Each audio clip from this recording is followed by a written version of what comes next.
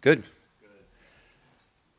Your run defense off the bye week, obviously you guys are making that a focal point, I'm sure, but what did you do during the bye week to approach that and address that, and how do you feel about it? Yeah. Well, yeah. I mean, we gave up too many big runs the other day. So obviously, we got to make those kind of corrections and identify the whys and the what can we do better, those kind of things. But we really used the bye week to just shore up on some of the basic things, get a little head start on Oklahoma State, and get a chance to look at some of our younger players and give them some opportunities that they probably haven't been getting a lot of lately. So I'm able to rest guys that have played a lot of football, and but at the same time, it was a good fundamental week, and hopefully we'll be better coming out of it for it. Yeah, Lance had told us that if it were a matter of just tweak this or one personnel there or something like that, it'd be easy to do. It's got to be tendencies, an overall look at the thing. Did you have enough time to kind of identify some of that stuff? Yeah, we did like a self-scout, so what are we calling in situations? How effective has it been? What are we doing that we're doing the best? So we're kind of able to identify a few of those things and, and then try to just again shore up some of those things and what types of plays have been hurting us the most and the whys of those kind of things. So we did some of that work, and I've said this a bunch of times. When we function well together, we got 11 guys really doing their job the way that it's supposed to get done. We're a pretty good defense, and our problem have been there's typically a slip up here or there that creates negative situations, and we're trying to address those and stay away from them, prevent them going forward. For the first 6.5 games of the season, you have a really good stop on the run, and the last 2.5 it slipped. From the self-scout, what did you kind of learn about what maybe changed, or was it just the other team? Well, some of it's the other team for sure. I don't think we didn't change a whole lot. I think we find out that we're pretty multiple as well. So I don't know that anybody's getting a huge beat on us and things like that. Like I said, the Oklahoma game, we just flushed it, and the Baylor game was we had our moments, but there's, like I said, there's just some just some not good execution of some things we're trying to do. And quite honestly, probably had a call or two that I wish I could have back in that game. And if I had it to do over again, I'd do something different. But it is what it is, and guys still got to make plays out there.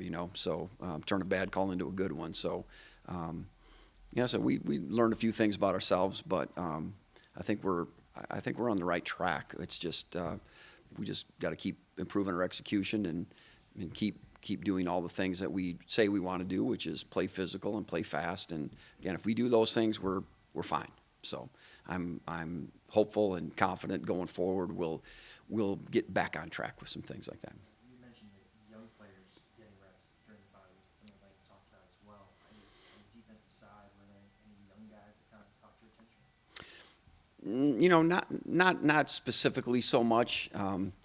They were pretty gassed a lot of times because they probably got more reps than they're really used to, and playing at an intensity level they might not quite exactly be used to. But I think guys like Davion Westmoreland, who's starting to get a little more time with the regular defense, but he shows up a lot in some of those things, and you can see his potential and his growth, and he's a big physical defensive end that I know is going to count into our plans going forward here. But I think a lot of those other guys, they're young guys. A lot of those guys are first year in your program and some walk-on kind of guys sometimes. So they're out there busting their tail trying to make good things happen, and that's just encouraging. So overall, I thought it was productive. You mentioned guys in the first year of the program. How nice is it that this year those guys aren't having to play like Kobe and OJ? How helpful is that for Yeah, well, I think it's good. I think that's part of the reason we're having some more success this year. But, just year after year in the same system, the same way of doing things is really helpful. Obviously, you can move forward to finer points of things. Go to the 300 and 400 level class instead of surviving in the 100 level class kind of thing. So I think we're making strides in that area, and hopefully those young guys, they can maybe jump up and be 200 level class guys now. Okay, Brian, you guys have had Oklahoma, didn't know who was going to start at quarterback. Baylor had the question. Now you got Oklahoma State. How do you guys handle that? Yeah, we just assume the guys are going to play, so we're not, we're I'm sure they're trying to get him ready to play, and we'll play whomever shows up. We're prepared to win no matter what. So I think they're the same team no matter who's playing quarterback.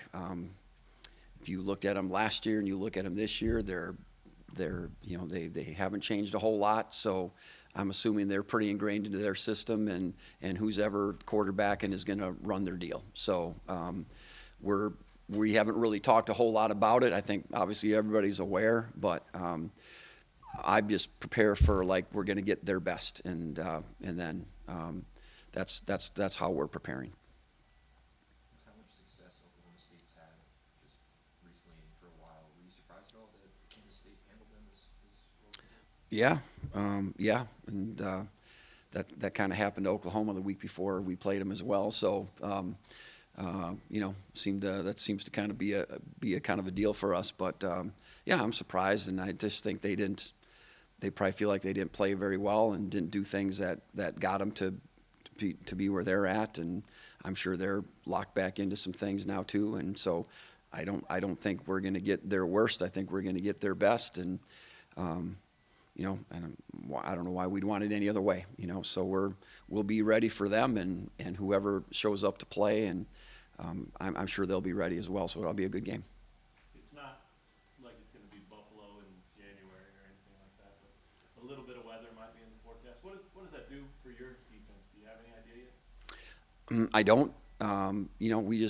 We just play. Defense to me is an adaptation and reaction, and so we just adapt and move forward. So I don't know really. It's a long ways away yet, and you know how things change around here. So I'm not counting on anything just yet. But we'll deal with whatever. We've played in hot, cold, sun. We played in rain.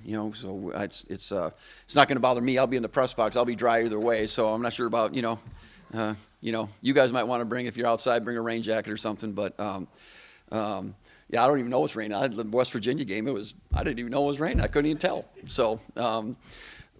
So I don't really think it changes game plan. Doesn't change approach. It's a field that's it's not going to be a mud bath out there. So we're just going to show up and play. Obviously, there's a lot of tape on Spencer Sanders out there, considering he's been in college football for so long. But with someone like Gunnar Gundy, where do you go for a scouting report on him, and where do you kind of see? Yeah, he played some last week. He's played spots in the past and played a little bit of versus last year, I think. So we kind of look at those kind of things. And I know he was a good quarterback coming out of high school. He had offers and different things. He just chose to stay home there. And so I feel like he's a good quarterback, and he'll get better with time as well. With more playing time, I think he'll kind of get comfortable. So I think he's good. And like I said, I think they're going to continue to do the things that they do. So we're preparing for them, not necessarily for a certain guy, if I can say it that way. And I think Spencer I think he's a real catalyst for their offense, if you're asking. And he really makes them go. If he can't go, they'll find ways to make it happen. So we're prepared for whatever. Is it noticeable how much better Lonnie looks from, I don't know, say 3 weeks ago? Lonnie, yeah, I think he's doing well. I think he's obviously been doing well all year. So I think, Health-wise. yeah, I think this last week probably really helped a guy like that a little bit. Just to all those little accumulating nicks and bumps and bruises and things. I think that helps a guy heal up and feel fresher and just kind of renewed a little bit. So I think for him and probably a few other guys as well, last week was a timely week in that respect. But he always practices hard and practices well, and he's always got enthusiasm. So I don't notice it from that standpoint as much. But we're going to just need him down the stretch here. So so he's going to have to buckle it up and pin his ears back and go. Yeah, well, for sure. He's back practicing. We'll kind of see how it all plays out here through the week, but he's at least able to practice and do some things. So we got to monitor that closely, and I'm sure if he's able to play, he will. If he can't, he won't. And right now, I think we're at least on a track where it's a possibility at least right now. So yeah, he's made tremendous progress in over a couple week span, from really what that injury was to now it is what it is, but he's really lived in the training room and done all he can to get to where he's at. So I think he wants to play, those are all good signs that we're moving in the right direction.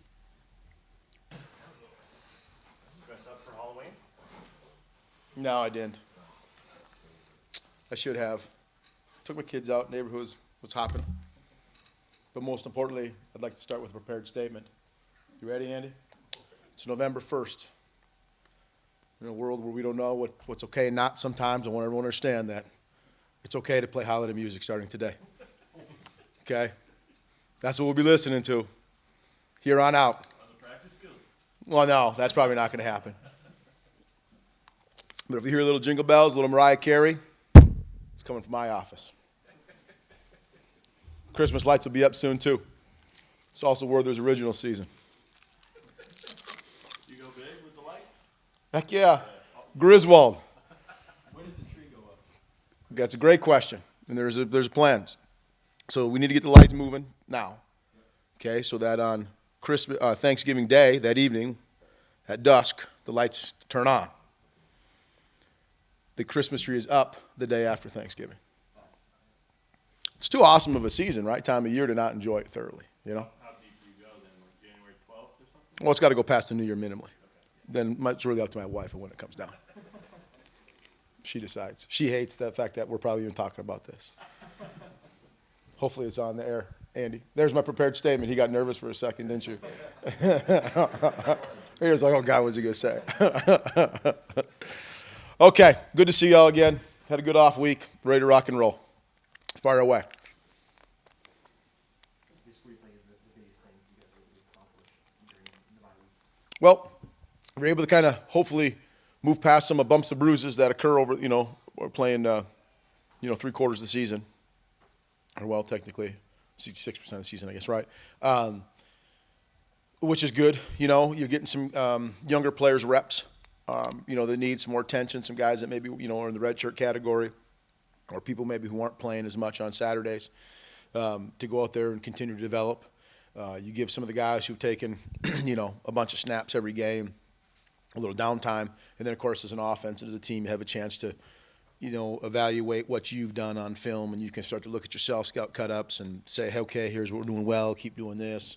Here are things that we need to do and insert and install to continue to evolve. Here are things we've got to coach better. Here's things that we can, the techniques that we can go back and focus on. So for us to be able to do that last week and continue it this week as we get into, the specifics of our upcoming opponent, Oklahoma State, it's good. It's much needed. You mentioned the young guys there. From the guys that maybe fans haven't seen a lot of, anyone catch your attention during the bye from their league reps? That's a good question. I hate to single out guys because you feel like you're leaving some out, but I think some of the guys that you see, a little bit on Saturdays have shown they continue to grow, like the Tanakas and the Dougs of the world are doing a good job. The Kevin Terrys, even though they maybe don't get as many reps or they're in the stat line quite much on Saturdays, you can see their growth and development. Kobe is one of our linemen there. I thought he had a great week. You know what I mean? It was good to see him get reps and start to, because he joined us so late, start to really understand and solidify what we're doing and the terminology and stuff. I mean, when you think about it, it's probably up until, just going to do some quick math in my head, because when he joined us, he basically just caught up through the course of the year the number of reps that you get, in preseason camp. So to see him do that, and again, I hate naming individuals because I feel like I leave people out, but that way, I thought Ethan Basco, the freshman quarterback, did an awesome job, throughout the bye week. He was really good. Brian mentioned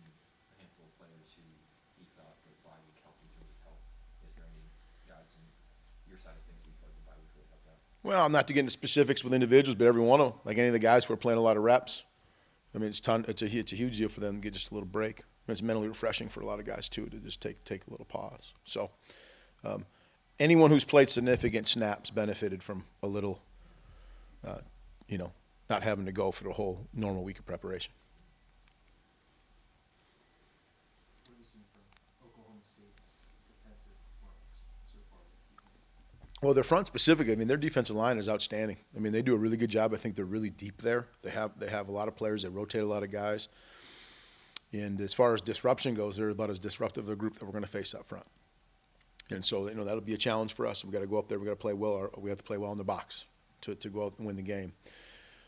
But certainly, they're developed. They're physical. They know what they're doing. Okay, they're disruptive. They come off the ball well. They're powerful. They got great size. It's all those tangible things that you could measure that you would look for in, defensive line. They'd have that. Coach, this Saturday will be it will be a month since you guys have played at home. Just talk to me about the preparation of being able to finally be at home, play in front of your home fans, your home turf, and how excited are you guys for that? Incredibly excited. I think the last couple of games, when we talk about having a home field advantage, it was true for us here, in Lawrence. And so expecting a lot of people to come out again and watch the team. I think the games and the kind of football, the brand that we're playing right now, I think it's exciting. I think it's something that people enjoy watching. And I think our guys feed off of that energy. I remember, here in passing, talking through the coachings, some opponents weren't prepared for the crowd noise when they came here. That's a huge deal for us. And so see that again, another Saturday for 2 more that we have here. That's outstanding. It's awesome. It's a real deal college environment. It's awesome. It's exciting. When you have a bye week, does that, let you maybe add any plays or work on any trick plays or anything to install? Yeah, we install. And I probably every week I comment, and I don't want to be a broken record about how offenses have to evolve. And they do, based off of personnel, based off of matchups, based off of what's going well or not. And when you can press pause and really thoroughly evaluate what you are doing, right, on film, and see everything all together, right, from that 50,000-foot view, you can sit there and say, okay, we got to add this. We got to tweak this. We got to coach this more. We got to get more reps of this. Okay, and so there's a natural evolution that happens for sure that we're doing, that we always try to do every week, but having a bye week definitely helps do that more. Lance said that Jalen is practicing. I know you guys aren't going to go too deep into that, but does he look like he's moving well and all kinds of things like that? Yep. Not to get into specifics, as you know, but he's out there bopping around. He's doing good. Bopping. That's a good way to describe him, right? Well, kind of bops around. Do I who? Grim? Grim bops around. He's got a little bebop in him, yeah. Yeah. Yeah, they're out there bopping around for sure. You talked about the importance of first and second down, and you talked a lot about that, setting up success for the defense. It seemed like kind of first 4 weeks of the season, a lot of success on first down, and kind of the last 4 maybe slid a little bit. I guess do you agree, and what do you think has contributed to not as much success on first and second downs as of late? Well, that's a good question. When you evaluate those things, it's it comes down to your ability to execute whatever, we're trying to call in those situations. And if you can't execute, it's a combination of the right play not being called or not enough reps of things getting done correctly, And so when you look at, the things when I talk about bad football, right, and I've expressed it here, you look at, that's cost us games, right? And I think it slaps us in the face more now than ever when you start losing those games that are close. A year ago, and again, not to talk too much about the past, when you lose a game by 30-some points, in our first year here, it doesn't sting as much when you say, hey, there's the one play. That was the difference in the game. When you lose a game by 1 possession, it hurts a little bit more. You know what I mean? That mistake or that error, and everyone sees it, and it's magnified. And so to eliminate those errors and those first and second downs to put us in just to keep moving the chains forward, that's a big deal for sure. I don't have the specific numbers in front of me, but in terms of guys putting the ball in the ground, I think for a while it's been almost 2 per game. Yeah, too much. Obviously, it's concerning. I guess Is that something you can address during the bye week? Obviously, we're going to practice. We did. How do you do that? Yeah. Well, you evaluate what are you doing, right? You to teach it, to get it burned into people's brains. You reassess how much you're doing it, right? Do we need to do more? Do you need to do it less? You know, the drills that you're doing to teach it. You know, the consequences for doing it. All those sort of things that you reevaluate all that stuff. And you know, and I think most importantly, you just educate everybody, right? So listen, here's it is. This is how it shows up. And unfortunately, sometimes it happens where, you know, we really try to avoid this as teachers, is you don't want to ever have I told you so moments. But unfortunately, as we all know, it's like when you're a kid, don't touch the stove. Okay, whatever. You know what I mean, right? You need to screw it up first, and then it sinks in a little bit deeper. And that's life, right? But that's definitely college football. And to point that out, to, you know, to people like, oh man, you know what I mean? I want to do more of it. And what I credit our guys the most about is any kind of mistake that we're talking about specifically, taking care of the football. There's ownership between the players, the coaches. Okay, we got to do a different drill. We got to drill it more. We got to point it out. There's not a lot of, you know, shrugging shoulders and well, you know what I mean? It's not a big deal. And that's what I appreciate most about our players, that they recognize the importance of that. Andy, on the bye week, you guys get a chance to go out and recruit. I wanted to talk about how important that is, and also, do you notice that you're being perceived different winning games? Well, first part of your question, and get out and you know, see individuals and prospects and kids that maybe have already committed to us, and connect with, you know, their coaches and get the chance to see them play live. It's awesome. It's fun. It's fun to see them. And the second part of your question, yeah, I think you know, a lot of the coaches that I had a chance to interact with are very complimentary of how we're going about things and our players and the brand of football that we're playing. And you know, I think especially from coach to coach, they appreciate that, you know, because everyone has their struggles, everyone has their ups and downs, and the people who are super successful and hardly lose, they appreciate it and they know what it's like to stay there. And the people who are, you know, like us in terms of changing a program and a culture, you know, that are in the thick of it, you know, and everyone appreciates it, you know. So I think it's good to hear it, you know, but it's also, you know, we're so process oriented here. It's like, we got another week. We're got to keep going. Not good enough yet. We haven't scored a point or got a yard against Oklahoma State, so we got to figure out how to do that.